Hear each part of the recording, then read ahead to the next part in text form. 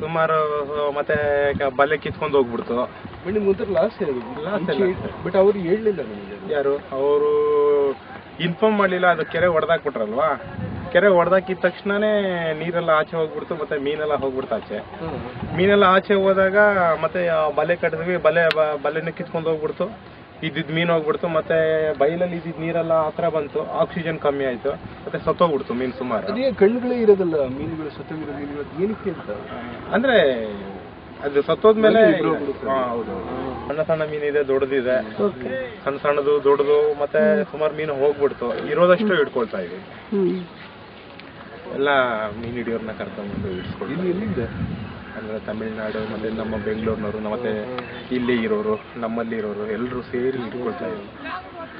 So ಈ ಕೆರೆ ಇಷ್ಟೊಂದು ಕ್ಲೀನ್ ಆಗಿ ಇರ್ಬೇಕಂದ್ರೆ ನಾವು ಸೊಪ್ಪು ತೆಗಿಯೋದ್ರಿಂದ ಮಾತ್ರ ಕಾರಣ ಆಯ್ತು. ಬೇರೆ ಕೆರೆಗಳೆಲ್ಲನೂ ಹಾಗೆ ತುಂಬಿರುತ್ತೆ ನೋಡಿ, ನಾವು ಎಲ್ಲ ಸೊಪ್ಪೆಲ್ಲ JCB ಅಲ್ಲಿ ತೆಗೆದು ಹಾಕಿ ಅದು ಕ್ಲೀನ್ ಆಗಿದೆ ಕೆರೆ ಈಗ.